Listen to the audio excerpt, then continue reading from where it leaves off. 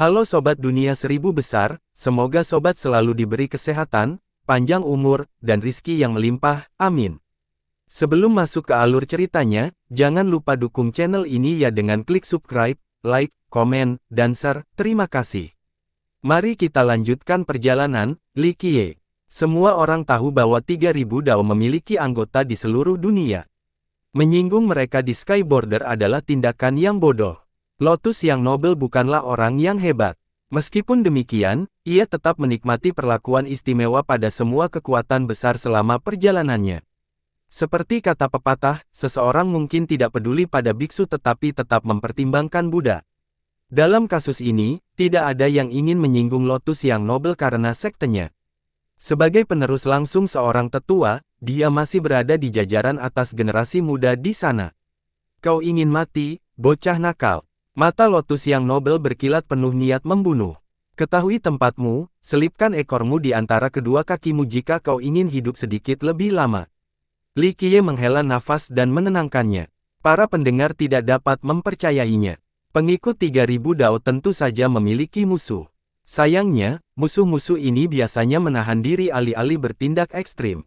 Kau mendengarnya, bangsawan muda kita telah berbicara. Jian Ming menjadi berani seperti anjing yang menggonggong di wilayahnya sendiri. Dia meninggikan suaranya, selipkan ekormu di antara kedua kakimu atau kau akan menginginkan kematian. Tunggu, tidak, udang tak berarti sepertimu tidak sebanding dengan waktu bangsawan muda kita. Dia akan menghabisimu dengan satu keputusan. Enyahlah. Dia kemudian berevolusi secara agresif seperti seorang pelayan jahat dengan tuan yang kuat, tampaknya siap untuk menghajar pemuda itu. Apakah dia gila? Penonton saling bertukar pandang setelah melihat perkembangan ini. Mereka merasa malu karena Jian Ming melakukan tindakan menjilat yang tidak mengganggu ini, membela kegembiraan. Anjing seperti itu perlu ditampar dan ditidurkan. Di sisi lain, penganut Tao berpikir bahwa Jian Ming sengaja memprovokasi Lotus yang Noble. Apakah dia ingin membunuh bocah itu dan kemudian menarik 3000 Dao ke bawah juga? Mengenai leluhur bijak, dia tidak tahu apakah harus tertawa atau menangis. Biasanya, dia akan menamparkan pemuda itu. Sayangnya, Jian Ming membela Li Qiye jadi dia tidak dalam posisi untuk menegurnya. Bukankah bocah itu anggota dari 4 klan besar? Mengapa dia begitu kejam? Beberapa penonton mengenalinya. Apakah dia tidak takut klannya dihancurkan oleh 3000 Dao? Tanya yang lain. Mulut bocah nakal memang selalu seperti ini. Aku hanya tidak menyangka dia tidak akan bisa menahan diri saat berhadapan dengan raksasa. Seorang anggota dengan kekuatan besar menjawab, sepertinya ingin melihat orang lain menderita. Kemarahan membara di mata Lotus yang Noble. Awalnya, dia hanya sedikit marah tetapi sekarang, dia benar-benar ingin membunuh. Dasar bodoh, hari ini adalah hari terakhirmu. Dia menggertakkan giginya dan mengancam, jika aku tidak mengulitimu, merobek uratmu, dan memakan darahmu. Ya, Jian Ming menyela dan menyelami, tidakkah kau tahu bahwa lebih sering daripada tidak, anjing yang paling banyak menggonggong tidak menggigit. Aku sungguh-sungguh menasihatimu, dan memperhatikan, ini mungkin nasihat paling berharga yang pernah kau terima sepanjang hidupmu, jadilah pintar dan enyahlah sekarang juga. Bangsawan muda kita tidak akan sampai memukul anjing yang tenggelam. Para pendengar tahu bahwa komentar-komentar sarkastis ini akan membuat marah mengundang manapun, apalagi seseorang dari latar belakang bergengsi seperti 3000 Dao. Ini seperti menguburkan seseorang hidup-hidup, sulit untuk ditonton. Sang penganut Tao menekankan, pada dirinya sendiri, anak nakal ini kejam. Jian Ming mendengarkan dan berbisik kembali, kau tidak lebih baik, kau mencuri dari mereka dan sekarang, kau mencoba bersembunyi di balik bangsawan muda kita dan melibatkannya. Hanya saja dia cukup baik untuk tidak menghukummu. Bukan itu yang terjadi di sini. Sang penganut Tao tersenyum kecut. Sementara itu, Lotus merasa penghinaan dan penghinaan semakin tidak dapat diterima. Sebutkan namamu sebelum aku melenyapkanmu. Kamu dari sekte mana? Dia meraung tetapi masih menahan diri untuk tidak menyerang Jian Ming tanpa peringatan. Saya tidak pernah menyembunyikan siapa saya, nama belakang saya adalah Jian. Jian Ming menjawab dengan tegas, jangan salah paham bahwa hanya sekte Anda yang bisa membayangkan angku seolah-olah semua orang di dunia ini adalah cucu Anda. 3000 Dao bukanlah nomor 1. Dalam hal kekuatan, True Immortal dan Lion's Roar sama kuatnya. Jika Anda ingin membuktikan bahwa saya salah, pergilah ke kuil leluhur ilahi dan terima beberapa patah kata di sana, saya akan benar-benar yakin saat itu. Jika tidak, berhentilah berpikir bahwa Anda adalah yang terbaik. Dia benar sekali. Awalnya, para pendengar mengira Jian Ming sedang mencari kematian, tetapi sekarang, mereka agak setuju dengan sentimen tersebut. Para anggota raksasa selalu berpikiran angkuh dan menganggap diri mereka lebih unggul dari yang lain. Ini termasuk murid biasa dari sekte tersebut. Kesombongan Lotus yang nobel tentu saja membuat semua orang kesal. Jika dia benar-benar mampu, dia harus membuktikan dirinya dengan melakukan semua itu di kuil dewa leluhur, dengan sombong di hadapan entitas yang lebih unggul. Tentu saja, pemuda itu tidak akan pernah melakukan hal itu. Dia akan menundukkan kepalanya dan membungkuk seperti seorang cucu. Kuil itu berfungsi sebagai tempat pencerahan bagi raja tertinggi. Belum lagi dia, bahkan leluhur mereka, Dao San Qian, tidak akan berani sombong di sana. Leluhur yang bijak menutup-nutupi namun tidak ikut campur karena Li Qiye telah memberikan izin secara tersirat.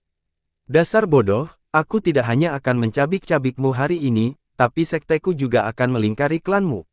Otoritas 3000 Dao tidak akan bisa ditantang oleh orang-orang sepertimu. Lotus tidak tahan lagi. Aku gemetaran sekarang. Jian Ming mencibir, apapun yang akan kita lakukan. Oh tidak, klan kita akan tamat, kita tidak akan punya tempat untuk dituju. Lotus yang nobel mulai gemetar karena marah, tidak menginginkan apapun selain mengalahkan kelompok yang menghina itu. Ayo, aku akan membunuhmu dalam 3 gerakan. Kemarahannya membuat para tetangga yang lebih lemah gemetar. Jian Ming memutuskan untuk kembali ke belakang Li Qiye dan tersenyum, bawa saja, bangsawan muda dan leluhur kita bisa terkesan terbang dengan mudah. Ketidaktahuannya hanya membuatnya dicemooh orang banyak. Konflik adalah hal yang biasa di dunia. Namun, pertengkaran biasanya berakhir pada pemukulan, tidak ada satu pihak pun yang mundur dan bersembunyi seperti kura-kura yang terjatuh. Meskipun demikian, Jian Ming tidak peduli apa yang dipikirkan orang lain tentangnya dan terus bersembunyi. Baiklah, aku akan membunuh bangsawan muda dan leluhurmu terlebih dahulu sebelum menyiksamu. Lotus benar-benar kehilangan ketenangannya dan mulai menyerang Li Qiye. Usir dia. Li Qiye sama sekali tidak menunjukkan minat pada penyerang itu. Mati. Pemuda itu bersorak dan mengaktifkan kejayaannya yang mengesankan dan murni. Ini karena latar belakang dan hukum jasa yang kuat. Berdengung, bunga teratai mekar di bawahnya dengan sinar seperti bilah lin. Mereka mulai menyebar ke udara itu sendiri dan memancarkan udara dingin. Awalnya dia adalah seorang teratai iblis, yang akhirnya memasuki jalur Dao. Setelah dicerahkan oleh gurunya, cebur, tanaman merambat yang panjang dan tebal menyembul keluar dari udara, masing-masing sekeras batang baja. Gemuruh. Tanaman merambat itu mencambuk ke bawah dengan kekuatan yang cukup besar, mampu menghancurkan daging dan tulang. Bukan masalah besar, leluhur bijak berkomentar dan bergabung dalam kekerabatan. Klang, dia menjentikkan jarinya dan mengirimkan gelombang energi pedang. Energi itu bersinar terang dan membekukan udara di sekitar mereka. Tanaman merambat itu terputus sehingga langsung tergeletak. Meskipun keempat klan mengalami kemunduran, dia masih merupakan leluhur yang perkasa. Dia tidak akan mampu bersaing dengan leluhur dari 3000 Dao. Namun, Lotus yang nobel hanyalah seorang murid biasa. Kesenjangan sebenarnya antara kedua petarung itu sangat besar. Hanya energi leluhur itu saja sudah cukup untuk menghentikan teknik pemuda itu, menyebabkan dia terhuyung mundur beberapa langkah. Ekspresinya berubah masam, menyadari bahwa ia telah berjanji dengan orang yang salah. Ia tidak punya peluang kecil untuk menang melawan Wise leluhur. Dia melontarkan ancaman agresif itu sebelumnya karena kemarahan membabi buta dan tidak memicu matang-matang. Perdebatan pertama membuatnya menyadari situasi yang sulit. Saya murid seorang tetua dari 3000 Dao. Dia agak tenang, tapi sayang, melarikan diri bukanlah pilihan. Itu akan merusak reputasi sektenya, bagaimana dia bisa menjawab kepada rekan-rekan dan seniornya. Aku tahu, aku akan mengampunimu jika kamu bisa menghentikan 3 gerakan. Kata bijaksana datar, biasanya, para leluhur tidak akan berperang melawan junior karena alasan tertentu. Tentu saja, mereka tidak akan menunjukkan belas kasihan setelah pertarungan dimulai. Sekarang, Lotus telah menyatakan sekte dan pendukungnya lagi. Ini jelas merupakan peringatan, pembunuhan berarti memprovokasi 3000 Dao. Ini sudah cukup untuk mencegah orang lain melakukan apapun. Bagaimanapun, membunuh murid seorang tetua tanpa alasan yang jelas bukanlah hal yang dapat diterima. Kebanyakan leluhur akan dengan bijak menghindari masalah itu. Pada saat ini, Li Qiye telah memberi perintah dan Wise tidak peduli untuk menyinggung 3000 dao. 3 jurus. Ekspresi pemuda itu menjadi gelap, menahan rasa frustrasi dan amarah. Ini adalah pertama kalinya dia mengalami sesuatu yang sangat berputar-putar. Dia merasa seperti serangga jika dibandingkan. Sayangnya, Wise telah menunjukkan kehebatannya dan dia tidak tahu apakah dia bisa menahan 3 jurus. Bukankah seseorang berbicara tentang menghancurkan klan kita sebelumnya? Kau seharusnya meminta maaf sekarang. Jian Ming tidak bisa menahan diri untuk tidak berkata. Kemarahan pemuda itu kembali berkobar setelah mendengar ini. Dia meraung dan berkata, 3 jurus. Lakukan saja, dan tidak sulit bagi sekte tak terpecahkan kami untuk menghancurkan klanmu. 1 leluhur saja sudah lebih dari cukup. Kata-kata yang berani. Wise menjadi kesal setelah mendengar ancaman berulang-ulang tentang pemusnahan klan, mulai. Mati. Pemuda itu tidak lagi peduli dengan siapa yang menghadapnya karena dia tidak punya pilihan selain bertarung. Ledakan. Bunga-bunga energi di sekelilingnya menjadi cemerlang. Kelopak bunga berubah menjadi bilah-bilah dan mengeluarkan bunyi logam. Mereka terbang ke atas dan menjadi besar. Ribuan rantai bunga berputar menjadi satu sinar dan turun ke bawah. Bijaksana memegang tangan dan melepaskan tebasan vertikal lainnya. Dia masih belum menggunakan senjatanya. Suara mendesing, suara mendesing, suara mendesing. Bilah-bilah bunga itu tiba-tiba menyebar dan berubah menjadi jaring, yang sepenuhnya mengelilingi langit di atas kelompok itu dan ingin memodifikasi menjadi saringan. Pemuda itu mencoba membuat Wise menarik kembali serangannya untuk melindungi sekutunya. Sayangnya, jebakan itu tidak mengganggu Wise sedikit pun. Wise hanya mengangkat tangan dan melepaskan sinar energi, kali ini seperti burung merak yang mengembangkan sayapnya, dengan mudah menstabilkan situasi. Teknik perpindahan tiba-tiba Lotus yang nobel sangat mengesankan tetapi perbedaan kekuatannya sangat luar biasa. Ledakan. Bila kelopaknya langsung hancur sementara sinar yang tersisa memaksa pemuda itu mundur sekali lagi. Siapapun dapat melihat bahwa dia bukan tandingan leluhur bijak meskipun dia memiliki bakat yang luar biasa. Dari awal hingga akhir, sang leluhur belum menggunakan senjatanya. Jika dia serius, pemuda itu mungkin akan mati hanya dengan satu tebasan. Giliranku. Bijaksana membukakan pandangan. Meskipun dia belum mengaktifkan auranya, ekspresi saja sudah membuat orang lain memperhatikan dan merasakan tekanan yang sangat besar di dada mereka. Pemuda itu pun merinding, tidak menyangka situasi akan berkembang seperti ini. Ia berpendapat bahwa klan-klan ini terlalu tidak penting untuk berani melawannya. Selama konflik, klan-klan ini seharusnya berusaha sebaik mungkin untuk menenangkannya. Selain itu, mereka salah karena menghina 3000 dao. Sayangnya, leluhur bijaksana tampaknya lebih suka mendukung rakyatnya sendiri daripada meminta maaf kepadanya. Ini mungkin berakhir dengan kematian. Para penonton saling bertukar pandang. Ini adalah kesempatan yang cukup langka, mendukung anggotanya sendiri melawan 3000 dao. Bersiaplah. Bijaksana memperingatkan dan memberi kesempatan kepada pemuda itu. Bagaimanapun, itu adalah pertarungan yang tidak adil. Baiklah, pemuda itu tidak bisa mundur lagi. Ditambah lagi, dalam pemikirannya, dia tidak menyangka bahwa leluhur bijak benar-benar berani membunuh. Ledakan, dia melepaskan vitalitasnya. Vitalitas itu terwujud menjadi sinar biru dan menembus kubah langit seperti pedang dewa. Ia melayang ke atas dan tampaknya memperoleh kekuatan dari dewa. Meskipun balok itu tidak sebesar itu, balok itu tetap mengintimidasi banyak orang. Serangan Azure. Ini adalah salah satu dari 3000 dao yang diciptakan oleh nenek-nenek moyang dao. Seorang ahli berteriak setelah melihat ini. 3000 dao yang berusaha mencapai keabadian, itulah deskripsi paling akurat tentang Dao San Qian, monster tertinggi. Namanya saja sudah membuat seluruh Skyborder ketakutan selama berabad-abad. Dao San Qian menjadi gelar sekaligus prestasinya. Konon katanya, ia menciptakan 3000 dao khusus dan memulai garis keturunan yang mengesankan. Banyak ahli dan master yang telah dilatih olehnya. Beberapa orang berpikir bahwa tidak sopan untuk diundang dengan gelarnya. Oleh karena itu, mereka memilih untuk singgah sebagai nenek moyang dao. Sekali lagi, dia bukanlah seorang jenius ulung, tetapi mampu mengembangkan seni ini adalah bukti keahliannya. Tentu saja, ia masih jauh dari menguasai dao ini, tetapi tontonan itu tetap menggemparkan penonton. Dao ini sesuai dengan popularitasnya. Betapa hebatnya Jalan Agung itu. Sayangnya, pengetahuanmu tentangnya hanya dangkal. Komentar leluhur bijak. Coba saja, aku pasti bisa menangkis 3 gerakan. Pemberdayaan Dao juga meningkatkan keberanian pemuda itu. Kau memang punya nyali. Wise tersenyum dan menyampaikan Dao kaktus. Para pakar di sekitar penasaran dengan seni pedang leluhur ini. Percikan. Tiba-tiba, sebuah bayangan besar melompat keluar dari udara. Tidak lain adalah seekor naga yang muncul di atas pemuda itu. Naga itu membuka rahangnya dan mendekatinya. Tidak, pemuda itu panik dan mencoba membalas. Sayangnya, sudah terlambat dan naga itu menangkapnya. Ah! Teriakan terdengar dari mulut sang naga. Ia mengunyah beberapa kali dan kemudian menelan mayat. Itu, sial, teriakan pekerja di perahu Li Qiye. Itu naga banjir biru. Kerumunan tidak menduga kejadian ini.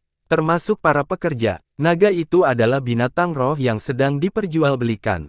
Ia telah berada di sini selama berabad-abad dan belum pernah menyerang tamu sebelumnya. Hari ini, sepertinya dia sedang mencari makanan dan sasarannya adalah lotus yang nobel. Ini adalah makhluk yang mengesankan, bahkan para leluhur tidak ingin memprovokasinya. Ia meraung dan kembali ke udara. Hati-hati, banyak yang langsung mengendalikan perahunya agar menjauh dari jalur tersebut dan menjaga jarak aman. Ia berenang menuju perahu Li Qiye. Hati-hati, pekerja itu hangat bagi pelanggan tetapi Li Qiye berjalan lebih dekat ke tepi dan mengulurkan tangan ke depan. Sang naga mengusap-usap kepalanya ke telapak tangan seperti seekor binatang peliharaan yang ingin dimanja. Li Qiye yang tersenyum senang melakukannya. Naga itu tampak jinak dan tidak berbahaya, tidak lagi menjadi binatang buas seperti sebelumnya, tidak seorang pun mengira mereka akan begitu ramah satu sama lain.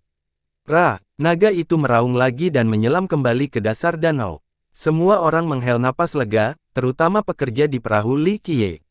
Pekerja itu kemudian berkata, "Tuan, Anda pasti memiliki ikatan khusus dengan naga kami. Apalagi Skybreak Monarch tidak dapat membebankan biaya saat itu. Gua itu merasa kesulitan untuk menjual naga itu. Pertama, nilainya tinggi, sehingga membutuhkan harga yang sama. Yang terpenting, naga itu tidak memiliki hubungan khusus dengan calon pelanggan. Terus terang saja, naga itu tidak mau pergi bersama mereka. Anggota raksasa mampu membayar harga tersebut. Sayangnya, ia menolak semua pemain besar. Tuan, apakah Anda ingin berinvestasi? Naga ini memiliki garis keturunan yang sangat langka, yaitu naga sejati. Ketika sudah dewasa, naga ini dapat berubah menjadi naga sejati. Naga ini juga sangat cerdas dengan kesadaran yang tajam, mampu mengenali catatan dan bencana. Ini belum termasuk kekuatan. Orang biasa akan senang memilikinya tetapi hanya orang terpilih yang bisa. Naga banjir itu hebat, tapi tidak cocok untukku. Li Qiye menyela dengan lembut. Anda akan menjadi seekor harimau terjadi, Tuan. Pekerja itu tidak menyerah. Jian Ming menyela, berusaha terlihat tenang, seekor naga banjir tidak akan bisa masuk ke dalam pandangan bangsawan muda kita. Ia hanya seekor ulat kecil di matanya, tidak layak disebut sebelum menjadi naga sejati. Kalau begitu bolehkah saya bertanya harta karun apa yang menarik minat bangsawan muda? Pekerja itu dengan antusias mencoba menjualnya. Jian Ming membusungkan dadanya dan berkata dengan angkuh, sangat sedikit yang ada di dunia ini. Apa yang orang sebut hanyalah harta logam bekas di matanya. Saya yakin kita punya beberapa harta karun yang sangat sedikit di sini.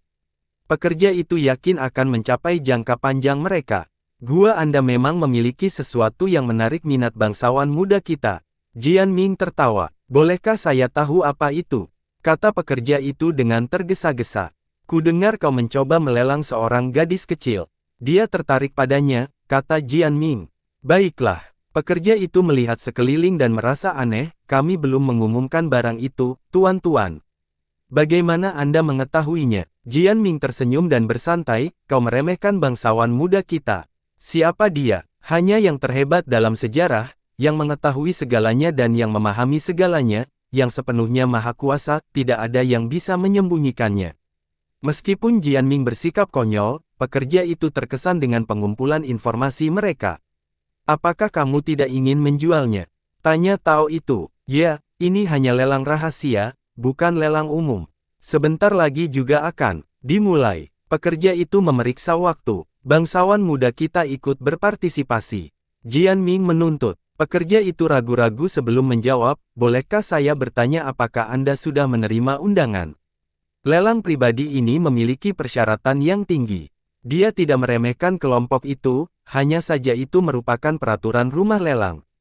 Jian Ming menjadi tidak senang dan berkata, apakah kau meremehkan bangsawan muda kita?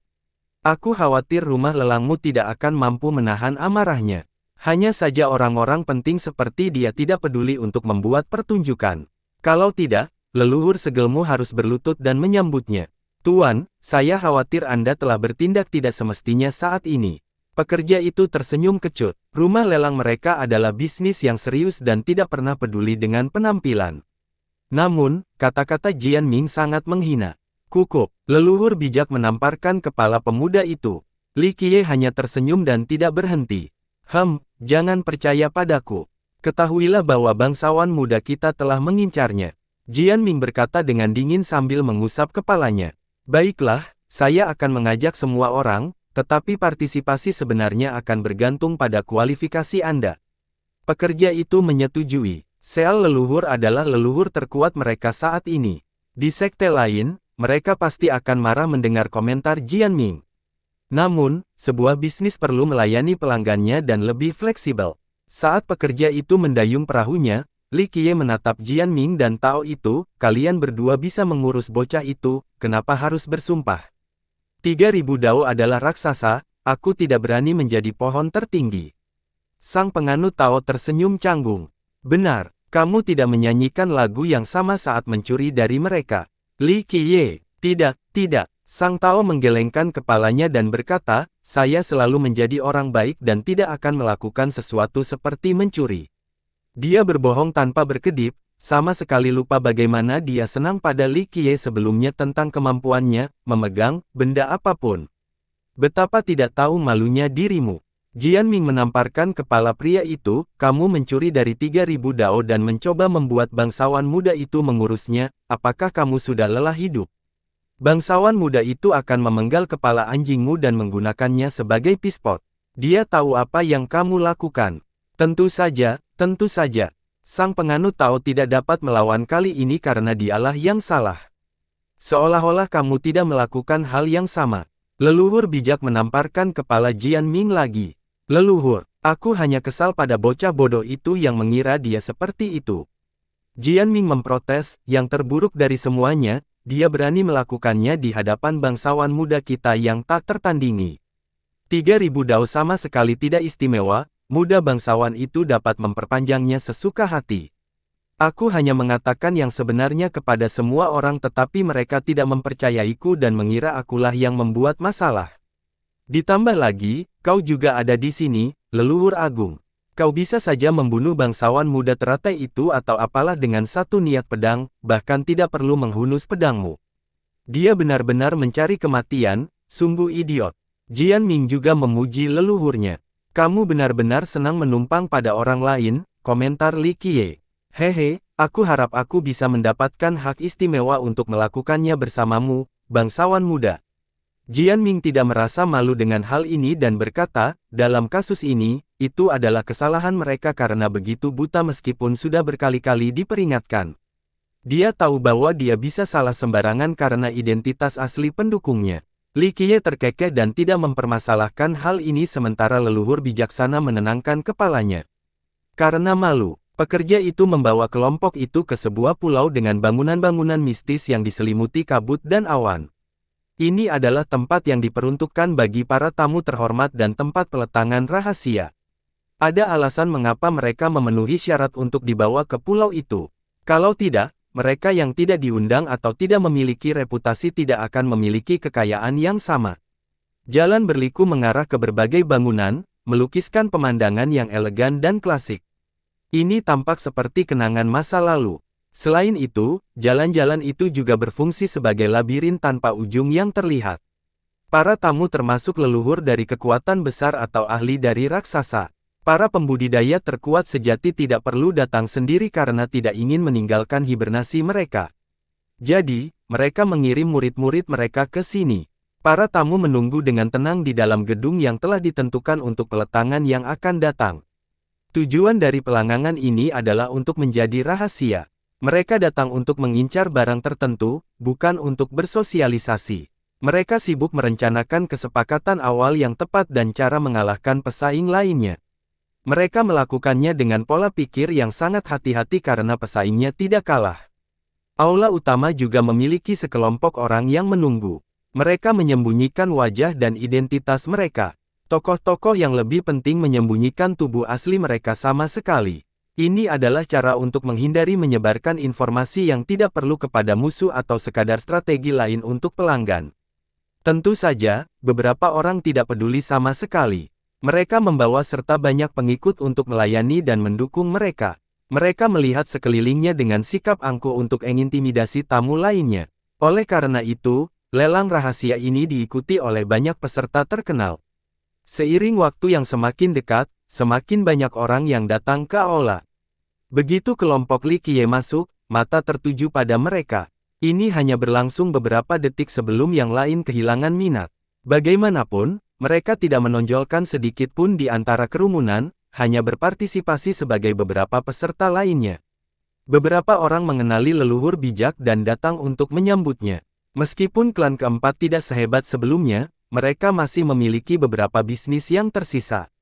Mereka hanya sekedar kenalan, jadi setelah berbasa-basi sebentar, mereka semua kembali ke tempat masing-masing.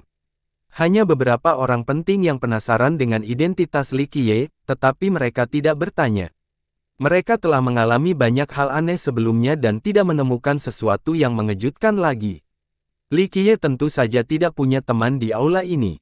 Namun, leluhur bijaksana sebenarnya punya seseorang.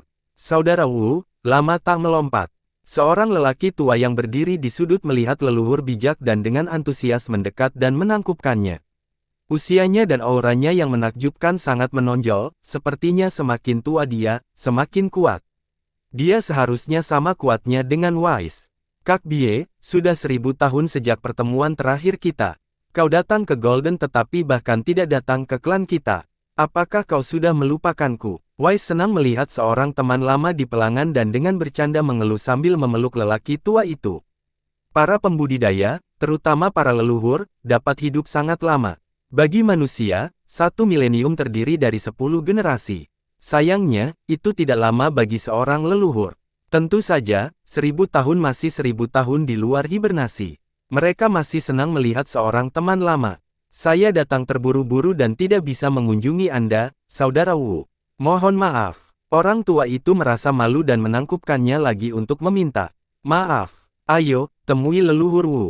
Jangan rasa hormat yang sama seperti yang kalian lakukan padaku. Kemudian dia memberi tahu para juniornya. Para juniornya tampak luar biasa, jelas merupakan talenta terbaik di sekte tersebut. Mereka datang dan memerintahkan kepala untuk menyambut bijaksana. Semua naga dan burung phoenix di antara manusia.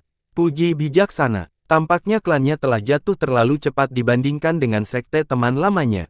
Dia kemudian berkata dengan nada sentimental, muridmu yang paling cemerlang saat itu adalah kekasih surga dan seharusnya sudah sangat sukses sekarang.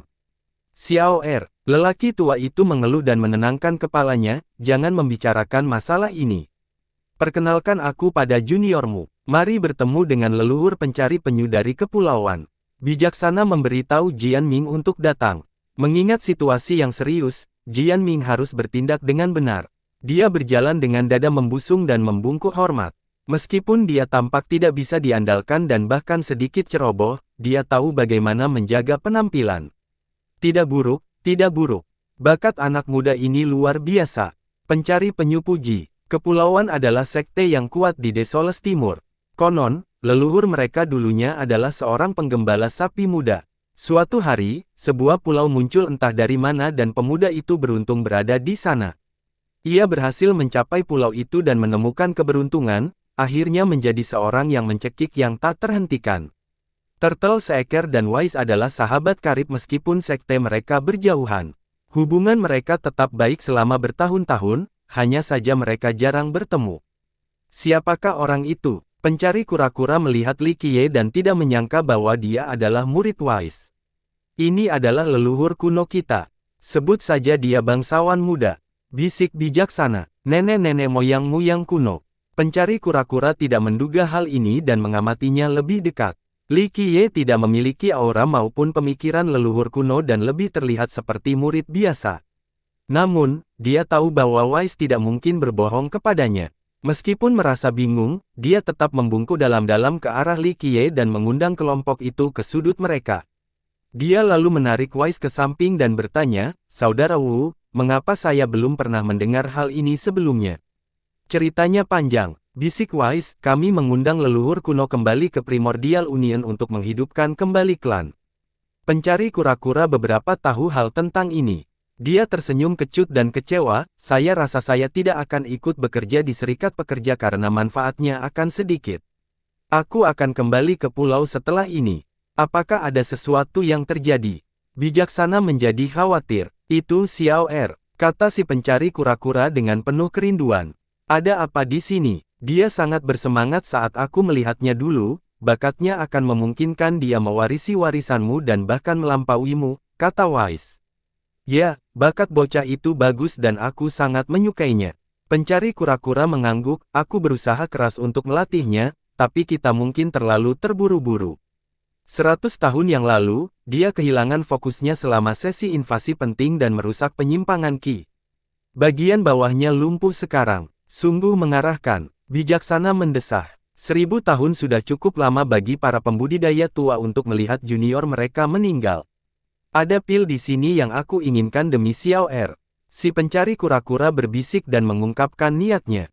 Sementara kedua lelaki tua itu berbincang, Li Qiye duduk sementara Sang Tao dan Jian Ming berdiri di sisinya.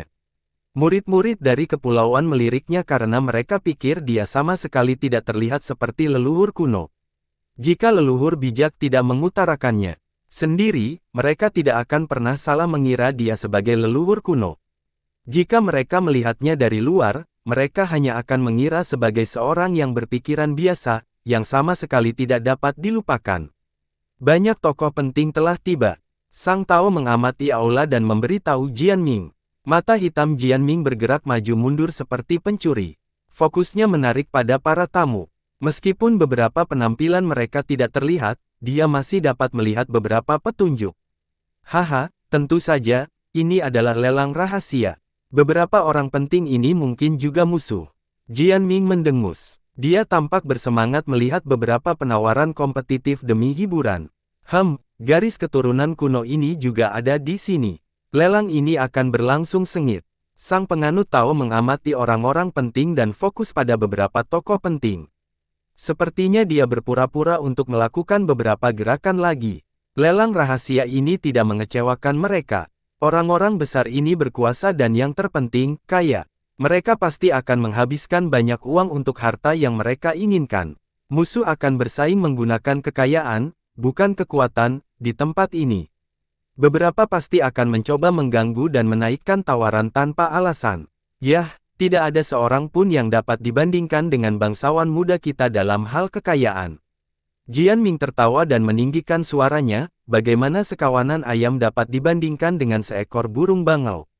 Dia membusungkan dadanya dan tampak sombong, seakan-akan dia adalah makhluk tertinggi yang lebih unggul dari orang lain.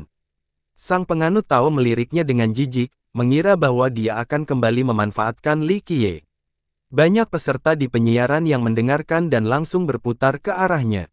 Meskipun mereka menyembunyikan identitas dan tubuh mereka, perasaan mereka saat ditatap oleh mereka saja sudah membuat mereka merinding.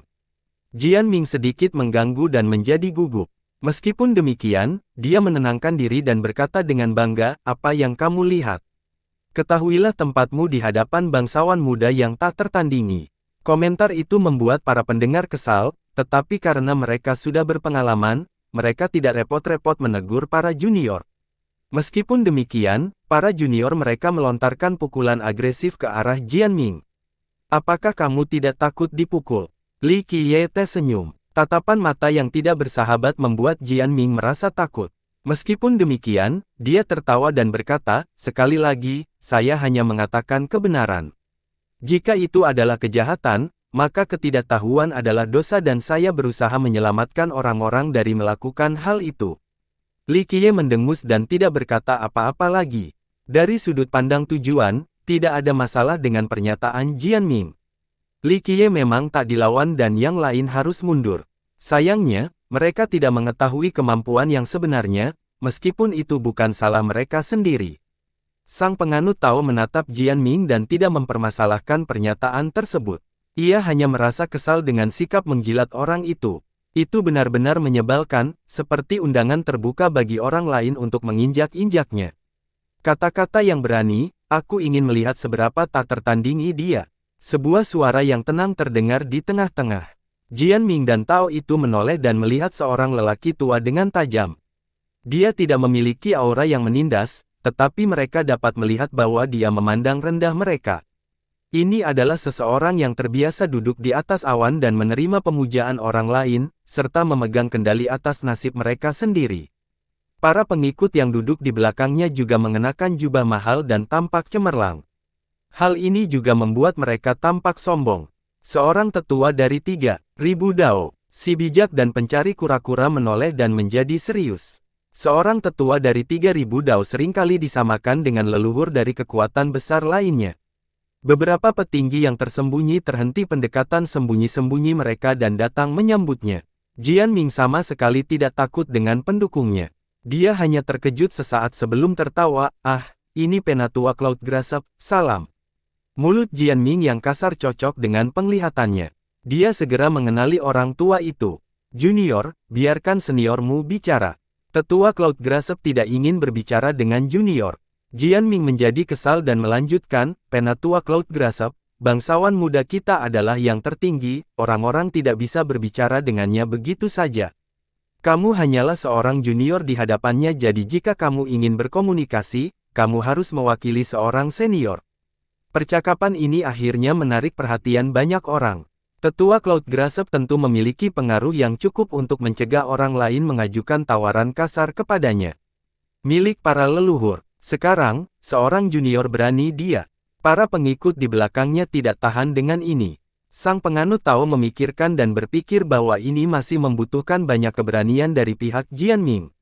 Meskipun dia bertindak seperti seorang penjilat, dia tahu bertahan apa yang dia lakukan. Ekspresi tetua Cloud Grasp menjadi gelap dan melorot ke arah Jian Ming. Tatapan tajam ini membuat beberapa orang bergidik, tetapi Jian Ming berdiri dengan bangga tanpa mundur. Hari ini aku mewakili Skybreak Monarch. Ucapnya dingin. Setiap kata menusuk bagai lembing yang menusuk tanah. Kerumunan orang tersentak setelah mendengar ini. Mereka menangkupkan tinju mereka ke sana untuk menunjukkan rasa hormat kepada Skybreak Monarch. Apalagi si bijak dan si pencari kura-kura pun menarik napas dalam-dalam. Ini adalah salah satu dari 6 Raja Agung di bawah Dao San Qian. Raja Pemecah Langit. Jian Ming menjilat bibirnya. Dia mengerti betapa menakutkannya raja itu. Namun, dia tidak bisa mundur dan menodai reputasi bangsawan mudanya. Dia membungkuk ke arah Li Qiye dan bertanya, bangsawan muda, dia mewakili Raja Skybreak. Hanya seorang junior tanpa nama, belum pernah mendengar tentangnya. Li Qiye menjawab tanpa berkedip. Hal ini menyebabkan kutipan di aula yang sunyi. Seseorang baru saja menghina Raja Skybreak, menemukan junior yang tidak dikenal. Hal ini tidak menghormati Raja dan 3.000 dao. Di antara hadirin, ada beberapa kekhawatiran yang dominan. Beberapa eksistensi tersembunyi belum tentu lebih lemah dari Skybreak Monarch. Namun, mereka tidak akan pernah menemukan junior tanpa nama. Tingkat rasa tidak hormat seperti ini belum pernah terjadi sebelumnya, terutama jika datang dari junior biasa. Meskipun ia duduk di posisi leluhur, tidak ada yang istimewa tentangnya. Leluhur lain yang rendah hati tetap tampak mengesankan. Menjadi tak terpecahkan adalah bagian mendasar dari keberadaan mereka yang terlepas dari upaya mereka untuk menyatukan aura dan energi mereka. Di sisi lain, pemukulan Li Qiye terlihat jelas. Dia sama sekali tidak berusaha menyembunyikannya, dan mengungkap fakta bahwa dia hanya sedikit lebih kuat dari murid biasa. Dalam arti tertentu, ia harus digolongkan sebagai seorang ahli, jauh dari tingkat leluhur. Inilah alasan mengapa banyak orang begitu bingung dan kecewa dengan kesombongannya yang merajalela. Leluhur si pencari penyu kehilangan kata-kata. Dia menjulurkan lidahnya lalu berbisik, leluhurmu yang kuno sepertinya, sedikit. Dia tidak tahu harus berkata apa. Pemuda yang tidak bisa dimengerti itu sebenarnya adalah leluhur kuno dari 4 klan besar. Raja Skybreak dan 3000 Dao tidak mudah menghadap, apakah leluhur kuno Anda yakin tentang ini? Dia mengecewakan teman-teman lamanya karena klan keempat tidak memiliki peluang melawan 3000 Dao. Wise tersenyum kecut sebagai tanggapan. Dia tidak tahu sepenuhnya mana kekuatan Li Qiye, tetapi untuk beberapa alasan, dia memiliki kepercayaan padanya. Bangsawan muda kita tahu apa yang dia lakukan. Jawabnya, Penatua Cloud Grasp tidak dapat mempercayainya. Dia datang mewakili Raja Skybreak, jadi ini seperti keputusan di wajah. Sayangnya, hal itu tidak berhenti di sini. Setelah mendengar jawaban Li Qiye, Jianming menjadi berani dan menyatakan, apakah kamu mendengarnya? Hanya seorang junior tanpa nama yang belum pernah didengar oleh bangsawan muda kita. Aku menyarankanmu untuk menyelamatkan diri dari rasa malu lebih lanjut dan berdoalah pintar. Jika tidak, kemarahannya akan menyebabkan darah mengalir sejauh bermil-mil. Skybreak, tetaplah di tanah karena itu adalah pilihan yang tepat. Jangan pilih neraka daripada surga. Yang lain merasa mual saat mendengarkannya, ingin menginjak-injaknya seperti kecoa. Mereka tidak tahu bahwa dia hanya mengatakan kebenaran. Para petinggi saling bertukar pandang. Jika mereka memiliki murid seperti itu, mereka akan menjadi orang pertama yang menendangnya. Lagi pula, bocah nakal itu hanya akan menciptakan permusuhan di mana-mana. Misalnya, dia baru saja membuat marah Tritousan Dao dan Skybreak Monarch, menyeret sektenya sendiri ke dalam lumpur. Li Qiye, di sisi lain, tampak geli dan tidak berhenti. Tampar dia, seorang murid yang berdiri di belakang tetua berteriak marah. Mereka sangat bangga pada Raja dan 3000 Dao. Oleh karena itu, kebencian bocah sombong ini tidak dapat dimaafkan. Aku sangat takut. Jianming tertawa dan berjalan kembali ke belakang Li Qiye. Leluhur bijaksana batuk untuk mengingatkan semua orang akan kehadirannya. Para murid di belakang tetua berhenti menyerang secara agresif karena ada leluhur di sekitar. Mereka tidak bisa memikirkan apapun tentang Jianming, tetapi leluhur adalah cerita yang berbeda. Bocah, lidahmu cukup tajam. Tetua Cloud Grasp menjadi pembunuh. Sayangnya, dia tidak ingin leluhur melawan bijaksana jadi dia tenang. Hanya masalah Lotus saja sudah tidak bisa dimaafkan. Sepertinya kalian semua sudah lelah hidup. Ucapnya dingin. Dia tahu tentang kematian Lotus yang nobel. Sayangnya, dia tidak berencana untuk membalas dendam atas kematian pemuda itu. Pertama, bocah itu adalah murid tetuamu dan tidak ada batasan dengan dia. Kedua, tujuannya adalah menawar harta karun untuk Raja Skybreak. Ini bukan saatnya untuk eskalasi. Oleh karena itu, dia menahan diri dan tidak menyerang bocah itu. Kegagalan dalam memperoleh harta karun itu akan membuat dia sulit menjawab pada Raja saat dia kembali. Apa yang akan kulakukan, ejek Jianming. Sang Tao tiba-tiba ikut menimpali, Penatua Cloud Grasp. Aku melihat garis-garis hitam di antara alis matamu, ini pertanda buruk. Jika kau tidak menghilangkan fenomena ini, kau tidak akan hidup lem lagi. Kau ingin mati saja. Amarah Cloud Grasp meningkat, begitu pula dengan rekan-rekan sektenya. Sang penganut Tao dengan tulus menjawab, Tetua, ini datang dari lubuk hatiku, jangan menyembunyikan penyakit karena takut diobati. Ramalan klan kita sangat hebat, aku bisa membaca ramalanmu untuk membuktikannya. Beberapa orang penting melirik ke arah penganut Tao. Salah satu dari mereka dapat melihat latar belakang dan mengangguk, orang ini tidak berbohong. Klannya terkenal karena ramalan mereka, para penguasa Tao telah datang ke sana sebelumnya untuk mencari jawaban. Tidak perlu, Tetua Cloud Grasp terpaksa menelan amarahnya lagi. Saya memang takut akan hasil buruk dari membacanya. Pembacaan yang tidak menyenangkan akan menghantuinya selain membuktikan bahwa penganut Tao itu benar dan membantu. Jadi, tidaklah pantas dia menyerang kelompok itu. Hah, sungguh-sungguh. Sang penganut Tao memuat, bacaanku dapat membantu seseorang mencari keberuntungan dan menghindari malapetaka. Aku hanya berusaha berbuat baik demi karma, ini bukan keputusan yang baik, Tetua. Anak muda, sudah berapa banyak yang telah kau pelajari? Tanya seorang jagoan. Orang ini diselimuti kabut yang mampu meniadakan mata langit. Ini adalah bukti kekuatan dan teknik siluman jagoan. Tuan, Anda tertarik untuk membaca. Mata Sang Tao menjadi cerah, harga saya sangat wajar dan tergantung pada identitas Anda. Begitukah? Si jagoan tertarik, saya heran seberapa tinggi cakapnya Anda. Ada kemungkinan Anda tidak akan banyak membantu. Saya akan mencobanya. Jika Anda merasa bahwa saya mengatakan yang sebenarnya, Anda dapat membeli bacaan setelahnya. Sang penganut Tao menerima perlawanan itu. Visibilitasnya jelas rendah. Namun, dia percaya dirinya sebagai otoritas mutlak dalam meramal dan bisa membaca siapapun di sini. Aku rasa ini tidak baik untukmu. Orang penting lainnya tersenyum, jika kamu bisa membaca identitas Tao ini, itu akan menunjukkan bahwa kamu bukan penipu. Kalau begitu aku akan membaca akarmu. Sang Tao memberitahu sang guru tersembunyi. Menarik sekali. Orang hebat pertama merasa percaya diri dengan teknik sembunyi-sembunyinya, tidak seorang pun seharusnya bisa melihat satu petunjuk pun, apalagi seorang junior seperti penganut Tao, lakukan saja. Kalau begitu, saya akan berusaha sebaik mungkin. Sang penganut Tao menarik napas dalam-dalam dan mengeluarkan sebuah kerang dengan kedua tangannya. Ia mengocoknya dan terdengar bunyi berdenting.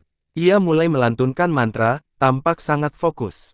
Sedetik kemudian, tangannya menyala. Dia membaca trigram itu dan kemudian menatap ke arah guru yang tersembunyi. Tuan, trigram itu berbunyi, memetik risan di bawah pagar timur. Jika orang besar berkemah dan tidak mempercayainya. Sang penganut Tao menyingkirkan cangkangnya dan kemudian tersenyum, bagaimana peringatan tentang bacaanku? Tidak buruk sama sekali, tampaknya asli. Orang penting itu mengakuinya. Kalimat itu tidak secara eksplisit mengungkapkan identitasnya. Sayangnya, ini memang terkait dengan asal-usulnya. Kalau begitu, apakah Anda ingin membeli bacaan resmi? Harga yang saya tawarkan sangat kompetitif. Usul menyanyikan lagu Tao. Tidak, orang penting itu tertarik dengan kemampuan sang Tao. Sayangnya, dia juga ingin menyembunyikan identitasnya dan tidak ingin sang Tao mengetahuinya. Hehe, adakah yang ingin tahu masa depannya? Sang penganut Tao memanfaatkan kesempatan ini. Sayangnya, kesedihan itu sulit karena keadaan. Mereka tidak ingin mengungkapkan informasi apapun kepada orang lain. Hargaku benar-benar pantas. Sang Tao berusaha sekuat tenaga untuk menjajakannya tetapi tidak berhasil. Haha, lihat, tidak ada yang mau mendengar ramalanmu yang buruk itu. Jian Ming menggodanya. Sang penganut Tao memelotot ke arahnya, mendorongnya untuk mengangkat bahu. Pada saat ini, seorang tamu lain masuk ke aula. Ia mengenakan jubah Tao dan memiliki gaya rambut sanggul awet muda meskipun ia sudah terlalu tua untuk itu. Sebuah simbol yang menggambarkan terlihat pada jubahnya. Jelaslah bahwa dia adalah seorang pelayan. Meskipun demikian, dia menonjol karena dia tidak memiliki rasa rendah diri yang sering ditemukan pada pelayan. Di sisi lain, dia tampak agak sombong dan bahkan angkuh seolah-olah dia adalah orang penting. Begitu dia masuk, dia mengumumkan latar belakangnya dengan tergesa-gesa, saya adalah murid True Immortal, anak yang ditunjuk di bawah Kaisar Muda True Immortal. Kaisar Muda abadi sejati. Semua orang terkejut, bahkan para pemerhati tua. Kaisar Muda abadi sejati merupakan salah satu dari 5 penakluk perbatasan langit, penerus sektenya. Mereka memiliki aspirasi yang tinggi untuk masa depannya. Leluhur mereka secara pribadi mengajarinya sehingga ia bisa menjadi penguasa Dao. Meskipun dia dan Raja Lima Matahari merupakan keturunan sezaman, sebagian besar yakin bahwa Kaisar Muda itu berada pada tingkat satu lebih tinggi. Pemuda yang baru saja memasuki aula itu adalah seorang pelayan yang bertugas di bidang spesifikasi, bertanggung jawab atas semua obat-obatan dan pil milik Kaisar Muda. Dari segi status, dia memang seorang pelayan. Sayangnya, dia bergengsi karena siapa yang bertanya. Jika belokan bisa menjadi penguasa Dao di masa depan, statusnya juga akan melambung tinggi. Para alkemis papan atas harus menyetujuinya. Saya datang atas nama Kaisar Muda dengan harapan mendapatkan obat tertentu. Pemuda itu langsung ke pokok permasalahan, para leluhur yang terhormat, harap berhati-hati saat tiba waktunya pelanggan. Dia harus memiliki obat ini. Pemuda itu berbicara dengan sopan, tetapi sebenarnya, hal itu juga menjadi ancaman bagi para leluhur agar tidak bersaing dengan tuan muda dari Dewa Sejati. Jika tidak, mereka akan menghadapi risiko yang dipermalukan. Banyak leluhur menjadi jengkel setelah menerima peringatan ini dari seorang pelayan yang bertentangan dengan wibawa nomor. Tidak semua anggota di sini terkenal karena prestasi pribadi mereka. Namun, beberapa di antaranya merupakan sosok yang luar biasa saat berada di sini. Mereka menyadari kekuatan True Immortal. Kekuatan itu telah berkuasa dalam jangka waktu yang tidak masuk akal selama sejarah Eight Days Solace. Dominasinya tidak dapat dilebih-lebihkan selama masa keemasannya. Sebagai perbandingan, sekte ini tidak lagi memiliki kecemerlangan yang sama seperti sebelumnya. Sayangnya, sekte ini telah menunggu waktu yang tepat dan membangun kekuatan, sehingga menghasilkan sekte yang ditakuti oleh semua orang. Penerus mereka saat ini adalah salah satu dari 5 penakluk dan kandidat utama untuk menjadi penguasa Dao berikutnya. Oleh karena itu, para jagoan dari generasi sebelumnya masih memberikan sedikit muka. Kemungkinan dia menjadi penguasa Dao mengubah segalanya. Oleh karena itu, jika ia menginginkan harta atau pil tertentu, mereka pada dasarnya akan percaya dan berharap agar ia mengingat kebaikan hati tersebut. Sayangnya, tuntutan Alchemy Child meninggalkan rasa getir di mulut mereka. Terlebih lagi, pemuda itu juga tidak memiliki pengaruh yang cukup. Jika kaisar muda itu sendiri ada di sini, mereka akan membantu membangun hubungan. Sedangkan untuk Alchemy Child, tidak masalah seberapa disukainya dia. Dia tidak punya gengsi dan pengaruh untuk berbicara dengan para leluhur ini. Selain itu, ancaman terselubung itu tidak diterima dengan baik. Penawar tertinggi akan memenangkan lelang. Salah satu petinggi menjawab, Alchemy Child tidak bodoh dan mengenali leluhur ini. Dia membungkuk dan berkata, leluhur Hakim Surga, Kaisar Muda pernah memuji Anda sebagai pahlawan yang tak berkompetisi setelah mengingat prestasi masa lalu Anda. Kaisar Muda itu bagaikan naga di antara manusia. Leluhur itu merasa senang setelah dipuji oleh pemuda itu di depan rekan-rekannya. Itu menunjukkan bahwa dia diperhatikan oleh calon penguasa Dao sehingga dia berhenti memedulikan ancaman sebelumnya. Pemuda itu tahu bahwa dia salah. Hanya saja dia sudah terbiasa angkuh setelah disukai oleh Kaisar Muda. Sekarang, dia melihat ekspresi tidak ramah dari leluhurnya dan memutuskan untuk mengubah nada bicaranya. Ia membungkuk lalu berkata kepada semua orang, Kaisar Muda benar-benar membutuhkan benda itu kali ini, jadi mohon, leluhur yang terhormat, bermurah jabat tangan. Ia akan mengingat kebaikan ini setelah membuktikan daunnya. Jadi dia memutuskan, untuk bersikap sopan, dia tahu bertahan apa yang harus dikatakan karena dia berasal dari sekte yang bergengsi. Hal ini tentu saja menyenangkan sebagian besar orang banyak dan mereka melupakan pelanggaran tadi. Ada yang memutuskan bahwa selama mereka tidak membutuhkan harta yang sama, mereka akan membiarkan dia memiliki barang itu. Tuan Muda, bolehkah saya bertanya obat apa yang sedang dicari oleh tuanmu? Agar kita tahu dan menghindari kesalahpahaman. Rencana Kaisar Muda tentu saja memiliki prioritas tertinggi. Mata Jianming berputar curiga sebelum dia memutuskan untuk bertanya. Sang penganut Tao meliriknya, berpikir kalau bocah nakal ini berbuat jahat lagi meskipun komentarnya ramah.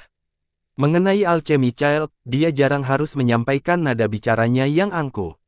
Dia harus membungkuk lebih awal dan tidak suka melakukannya. Bagaimanapun, dia akan menjadi alkemis penting yang bekerja di bawah kendali Dao di masa depan. Banyak orang penting akan berlutut dan meminta obat pada saat itu. Oleh karena itu, upaya Jianming untuk menyanjungnya datang pada waktu yang tepat. Dia menatap kelompok itu dan tidak peduli pada mereka, tidak juga Li Qiye atau kedua leluhur itu. Lagi pula, dia sering melihat leluhur yang kuat di sektenya.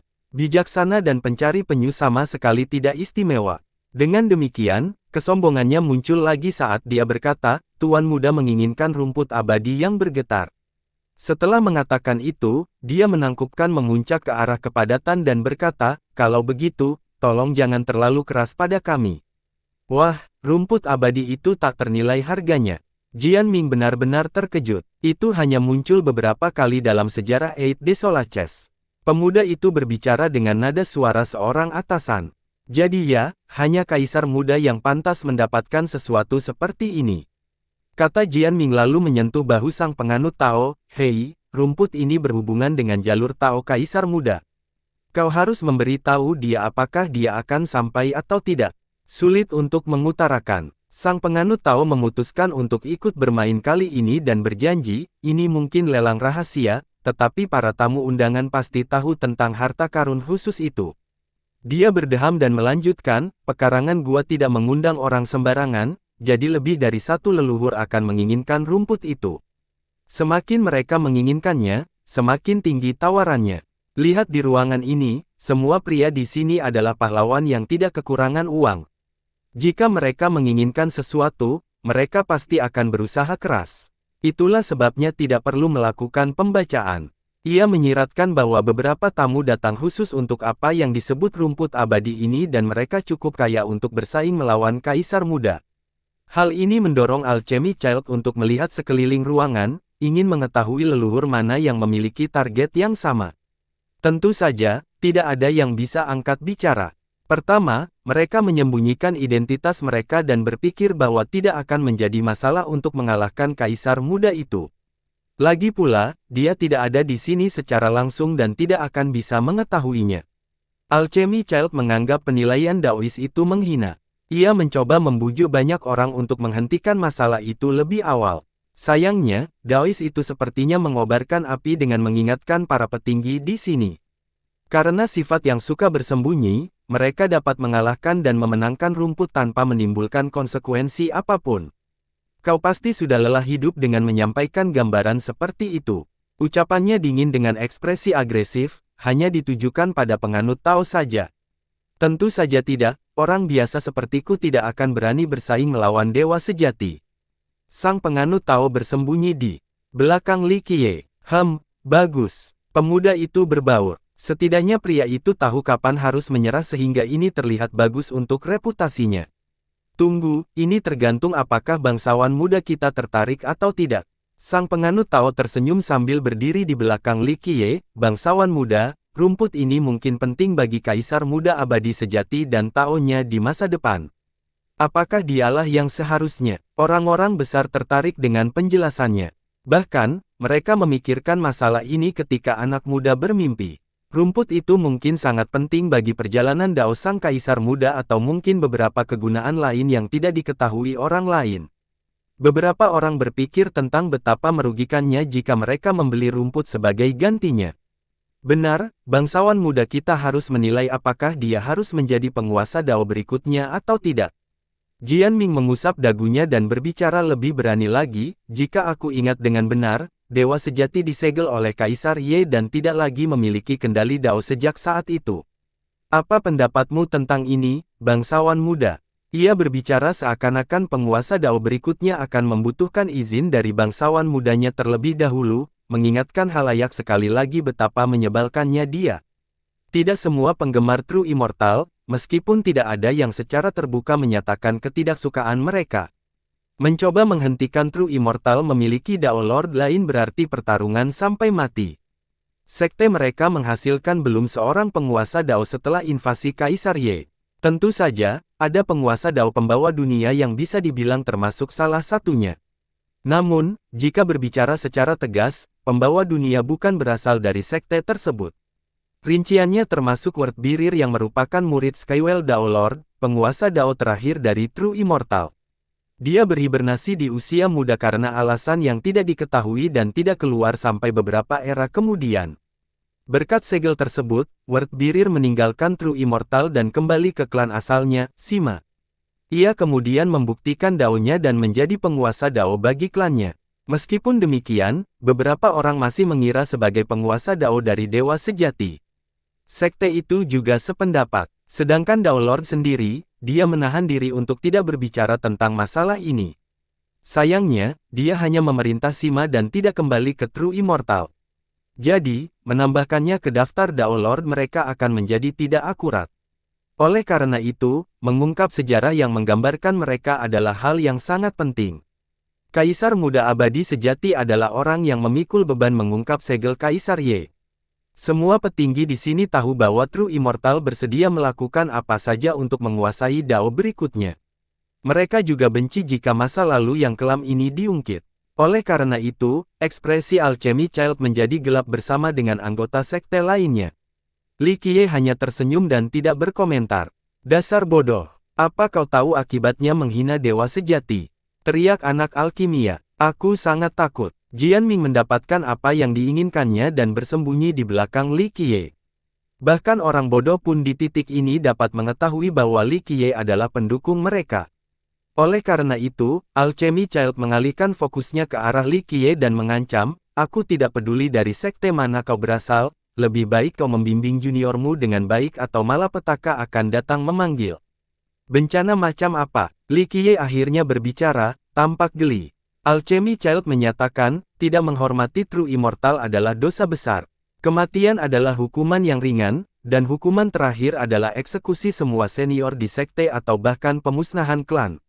Begitu Kaisar Muda menjadi penguasa Dao, dia juga akan menyegel sekte kalian. Dan mencegah kalian semua memasuki siklus yang diwujudkan. Jika Kaisar Mudamu adalah tipe yang melakukan hal itu hanya karena beberapa kata patah, maka dia tidak memenuhi syarat untuk menjadi penguasa Dao berikutnya. Li Qiye menggelengkan kepalanya. Kurang buka sekali. Gerutu anak alkimia. Komentar ini sudah melewati batas yang tidak bisa dimaafkan. True Immortal sangat yakin dengan usaha mereka. Mereka akan menghabiskan semua sumber daya dan melakukan apa saja untuk menjadikan Kaisar Muda itu sebagai penguasa Dao berikutnya. Oleh karena itu, komentar yang meremehkan masalah ini dianggap sebagai pertanda buruk atau nasib buruk. Hal ini terutama berlaku bagi Alchemy Child karena masa depannya bergantung pada keberhasilan gurunya. Ia menginginkan hal ini lebih dari siapapun sehingga pelanggaran Li Qiye tidak dapat ditoleransi. Katakan satu kata lagi dan kami akan berada di puncak 10 klanmu. Alchemy Child kehilangan ketenangannya, bertindak tidak pantas bagi seseorang dari sekte bergengsi. Tampar dia, Li Qiye memerintahkan tanpa melihat ke arah orang itu. Muncul, muncul, muncul. Leluhur bijak segera mengikuti perintah itu. Alchemy Child dan rekan-rekan sekte mencoba menghentikannya tetapi leluhur ini terlalu kuat. Alchemy Child ditampar berulang kali hingga mulut berlumuran darah dan pipinya bengkak.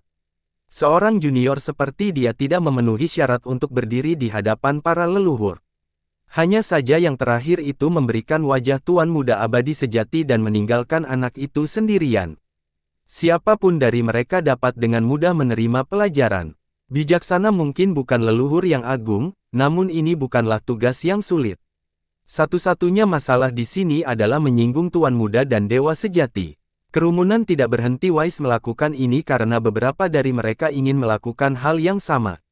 Klang, klak, klak. Para anggota True Immortal menghunus senjata mereka, geram. Kau, Alchemy Child menjadi marah karena aib yang belum pernah terjadi sebelumnya. Ia merasakan kemarahan yang tak terkendali saat ia melontarkan diri ke arah kelompok itu dan mengucapkan giginya. Bersambung.